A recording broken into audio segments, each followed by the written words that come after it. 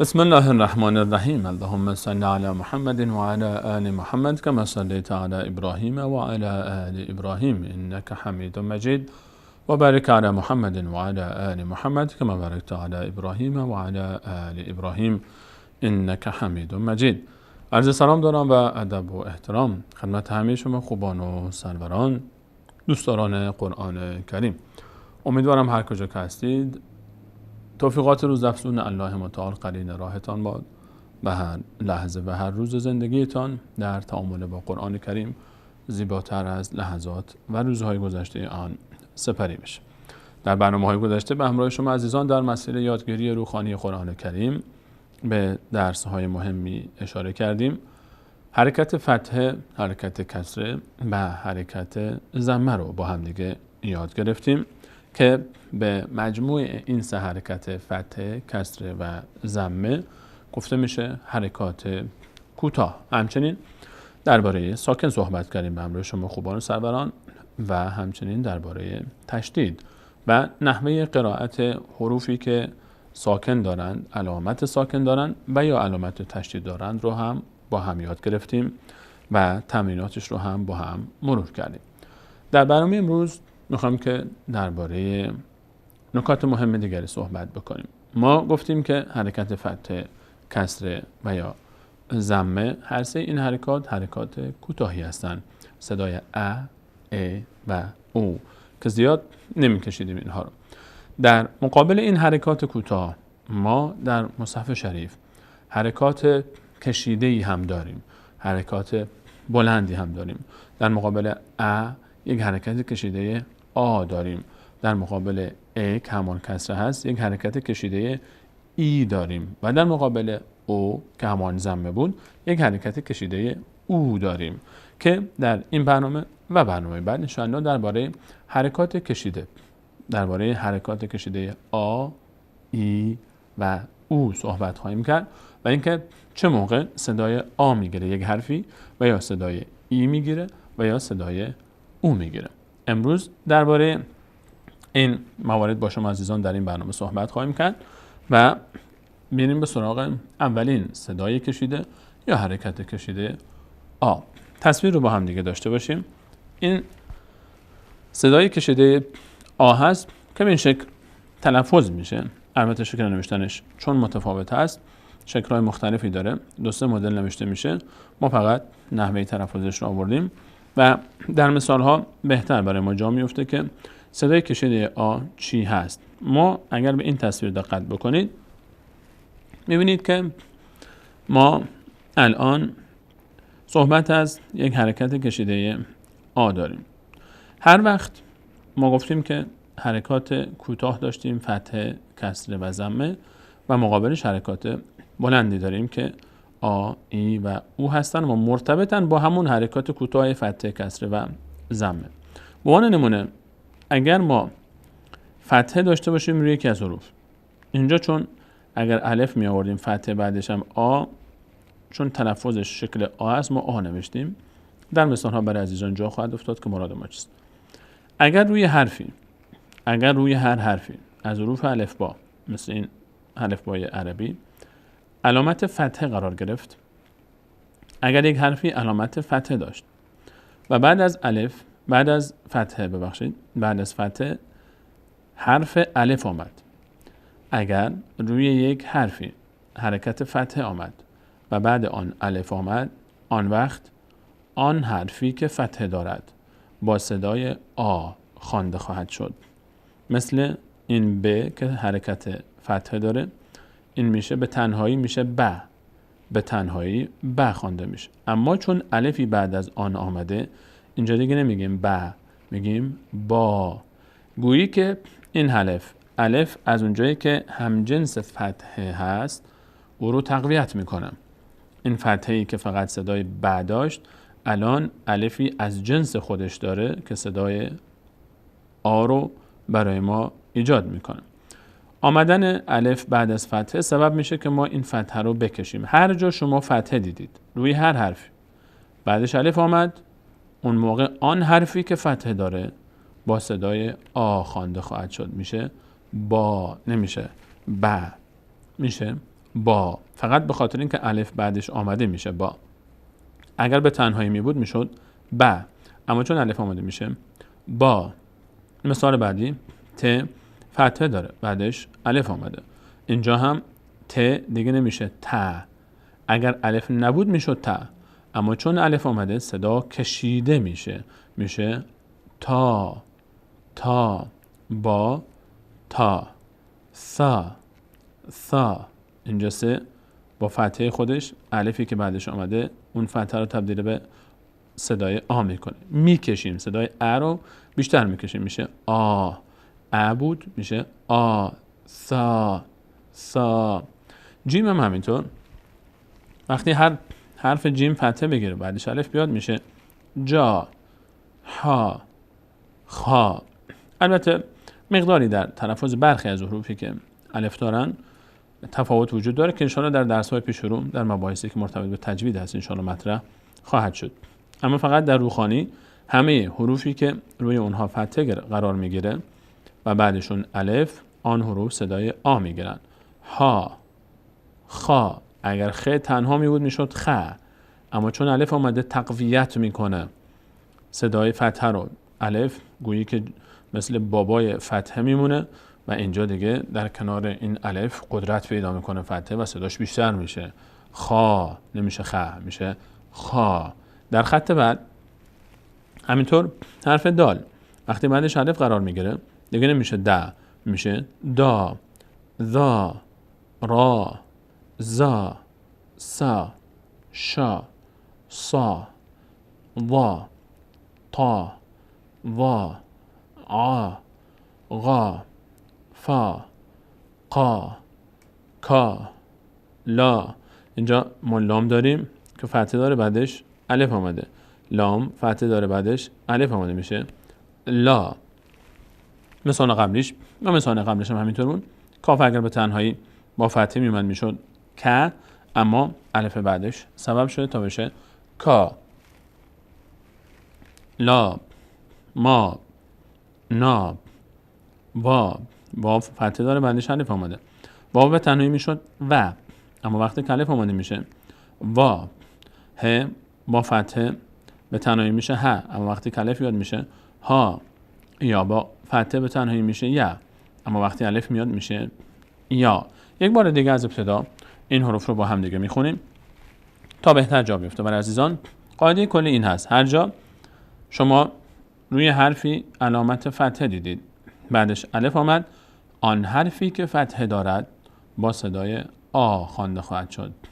آ، با. اینجا شما فکر کنید الفی است اگر قبلش فتحه داشته باشه دو تا الف پشت سر هم رو نمی نویسن، به این شکل نوشته میشه. به همین خاطر ما به این شکل نوشتیم. یک الف اگر فتحه داشته باشه الف بعدیش الف بدون فتحه‌ای باشه میان به این شکل می نویسن الف رو، به همین خاطر ما به این شکل نوشتیم.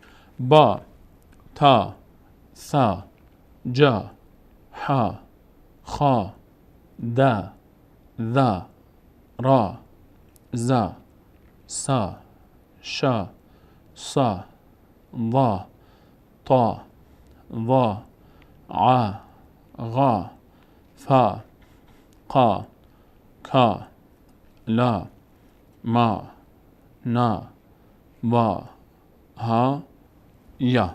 اینها حروفی هستند که به همراه فتحه آمده اند و بعدشان الف و صدای آ میگه. مثال های دیگر رو با هم دیگه داشته باشیم. الان ما در این مثال در کلمات نمونهش رو میبینیم. ما در مثال بالا الف به شکل بلند داریم، یعنی یک حرفی که فتحه داشته بعدش الف آمده. مثال اول رو ببینیم. اینجا حرف کاف فتحه داره بعدش الف آمده، نمیشه که، میشه کا. کا، نه. کا، نه. که، نه. که، نه. که، نه.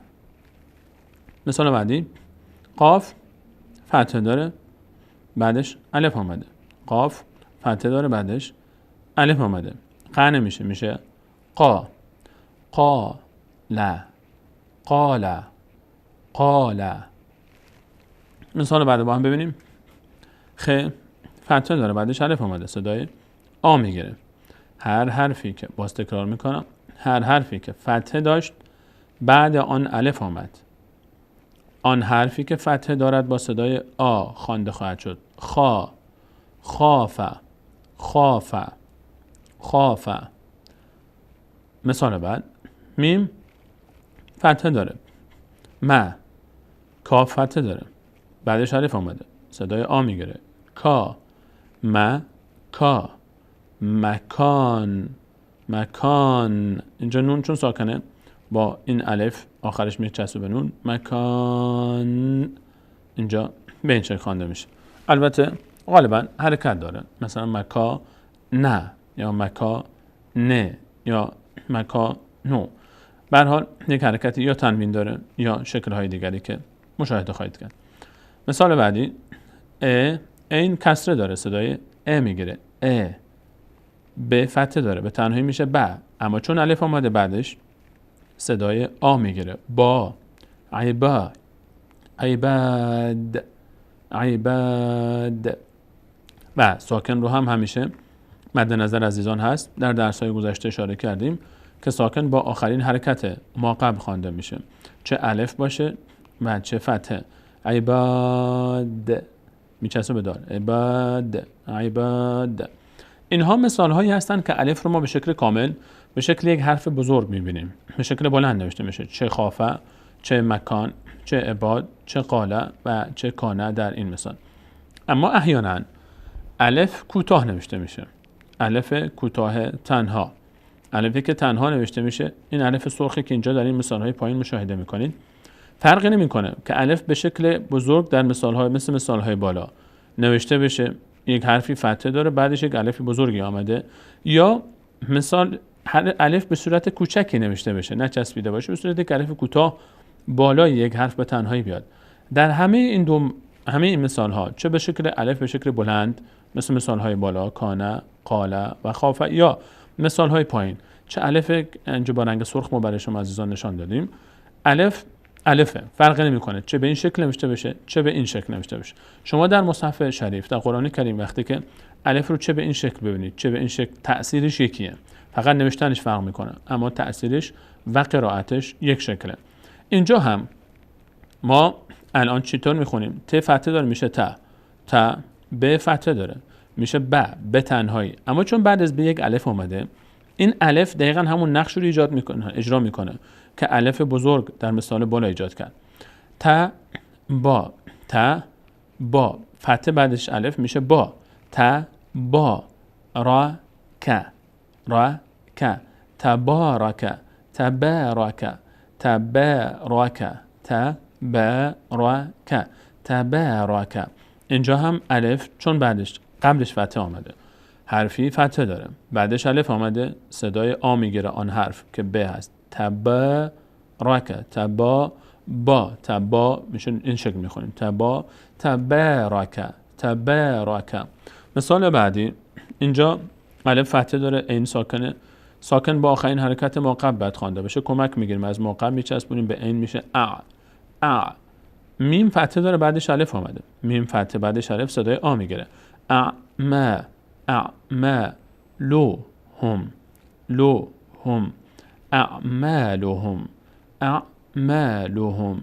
اعمالهم. مثال بعد، اما چون بعدش الف آمده نمیشه میشه شا.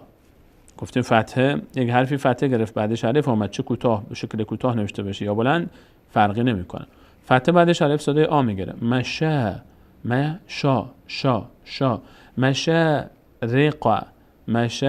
رقا، ر کسره داره، صدای ا میگیره، رقا. مثال بعدی، ای ما، اینجا یا ساکنش افتاده، ای ما نوهم،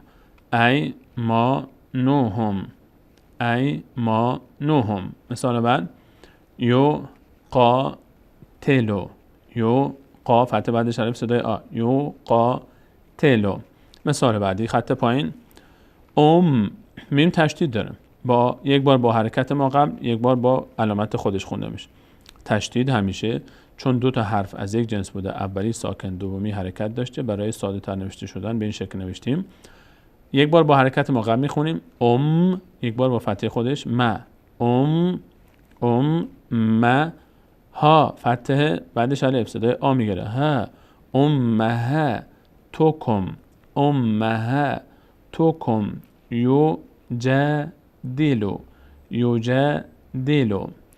یجادلو انزلناه نون اینجا ساکن بوده انزلناه لام هم ساکن هست. مثال بعدی جنتو جن فتحه بعدش الف صدای آ جنتو. مثال بعد اکه فتحه بعدش الف صدای آ میگیره اکبر.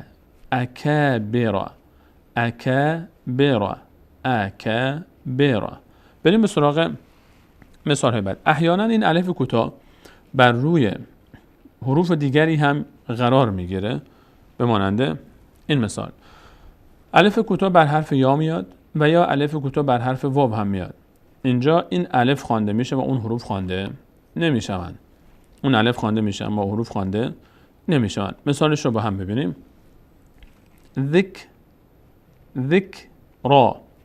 الان این ز کاف کسره داره میچسبه به کاف. مثال را فتحه داره بعدش یا آمده. یا یک الف کوتاه روش است. ما در مثال‌های قرآنی شما احیانا این الف رو روی یا میبینید. را فتحه داره بعدش الف آمده. الفی که روی یا هست. این یا خودش خوانده نمیشه. این الف حساب میشه اینجا. را بعدش فتحه آمده صدای آ میگیره. را. مثال بعد دال فتحه داره بعدش الف آمده. این یای زیرش خوانده نمیشه. یا خوانده نمیشه، الف خوانده میشه جاش. نوشته میشه اما خوانده نمیشه. دا. مثال بعدی عیسا. عین با یا، عی سین با الف میشه سا. فتحه بعدش الف صدای آ میگیره. با اینکه اینجا یا هست یا خوانده نمیشه الف خوانده میشه. مثال بعدی تق ت به قاف میچسبه. واو بعدش الف آمده. وا. مثال بعدی صاد میچسبه به لام. لا لام بعدش الف آمده صدای آ میگیره. این یا هم خوانده نمیشه الف خوانده میشه. نوشته میشه یا اما خوانده نمیشه. لا.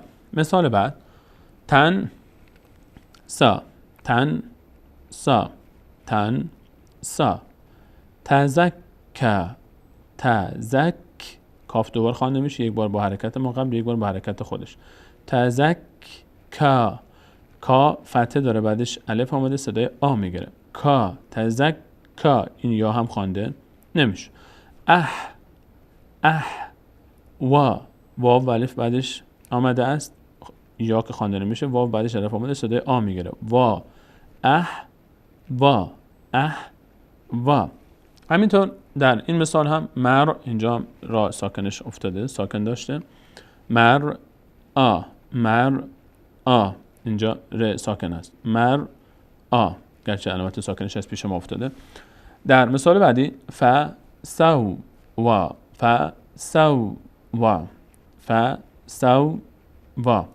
اونجا واو یک بار با حرکت ما قبل خوانده میشه.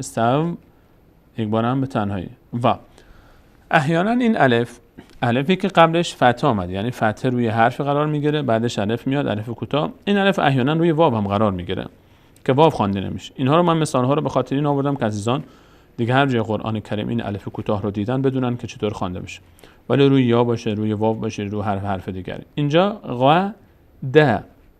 دال بعدش دال فتحه داره بعدش الف آمده. الفی که روی واو هست اما خود این الف خوانده نمیشه. خود واو خوانده نمیشه جاش الف خوانده میشه.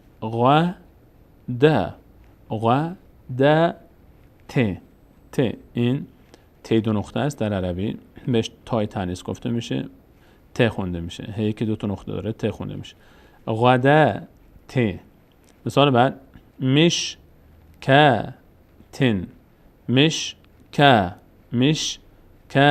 تن. اینجا مهم اینه که فتحه بعدش الف آمده. تنوین رو ما ان در برنامه‌های بعد به تفصیل درباره صحبت خواهیم کرد. و ه د تون و واو فتحه داره بعدش الف آمده. و ه د تون. ح یا فتحه بعدش الف. ح یا تو. ح یا تو. مثال بعد اب و بها. اب و بها. اب و بها. بریم به سراغ مثال های بعدی. تمرین های این درس رو با هم داشته باشیم. فتح خلاصه درس امروز ما این بود که هر جا روی حرفی فتح آمد بعدش الف، آن حرف با صدای آ خوانده میشه. تابه، تابه، بات، بات، زاد، زاد، ران، ران، کان، کان. کاف فتحه داره بعدش الف اومده. کا، کان. عاد، الف این بعدش الف صدای آ. عاد. ضاق، ضاق. نام، نام. جاهد، جاهد. سافر، سافر. يشا، يشاهد، يشاهد. قال، قال. جعلنا، جعلنا. سا، سا. فيلها، سافلها، سافلها. أمطرنا، أمطرنا. فتح بعدش الف صدای آ. ساکنم با ما قبل خونده میشه. أمطرنا. بریم سراغ مثال های بعدی. اینجا مثال های با الف کوتاه داریم چند تایی. سجا، سجا. فتح بعدش الف صدای آ. سجا. مقابر، مقا. فتح بعدش الف صدای آ. مقابر. فتح بعدش الف. ببینیم این همزه است. علامت این شش کوچکی که ما در فارسی مثل شیش فارسی است همزه گفته میشه. روش فتح اومده میشه بعدش هم الف اومده میشه یا. دو تا داریم الان. یکی اینجا داریم فتح بعدش الف. یات، آیات، آیات. لا، صا، لسا. فتح بعدش الف. سا. لسا، را، را، نی. لسا، هرانی، لسا، هرانی. دعاكم، دعاكم. طاحا. فتح بعدش الف صدای آ. طاحا، ها. اینجا هم هر های اینجا یک الف کوتاه داریم، اینجا یک الف بلند داریم. هر دو تا یک تاثیر دارن. فتح بعدش الف صدای آ میگیره، این فتح بعد الف صدای آ میگیره. طاحا، ها. طاحا، ها. سائله. سین بعدش الف صدای آ. سائله. فهدا. دال فتح داره بعدش الف صدای آ میگیره. فهدا. تکاثر، تکاثر. کاف فتح داره بعدش الف. مناتا. نون بعدش الف صدای آ. مناتا. فاغنا، فاغنا. او حا، او حا.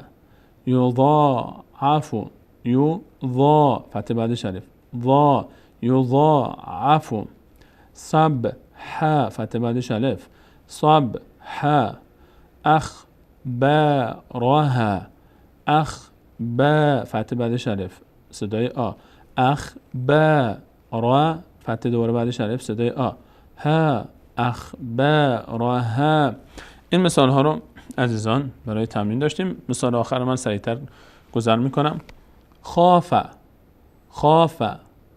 علینا، علینا. ارسلنا ارسلنا. لما تشدید یک بار با ما قبل، یک بار با فتحه خودش، و چون بعد از فتحه الف آمده بار دوم با صدای آ خوانده میشه میم. لما ما دامت دو تا الف پشت سر هم میاد. ما دامت اعمالهم کما انجینا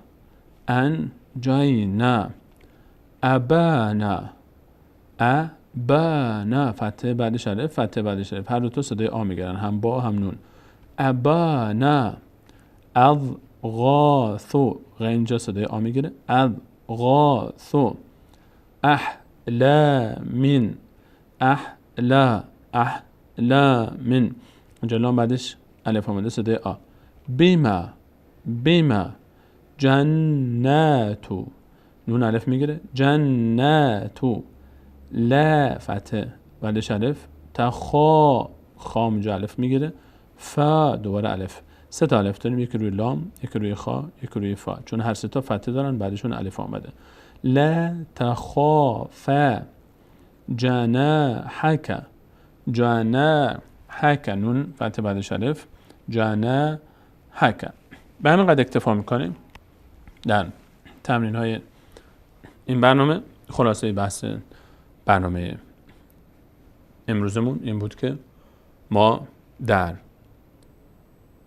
قرآن کریم صداهای کشیده داریم که تکمیل همون صداهای کوتاه فتحه، کسره و ضمه هستن.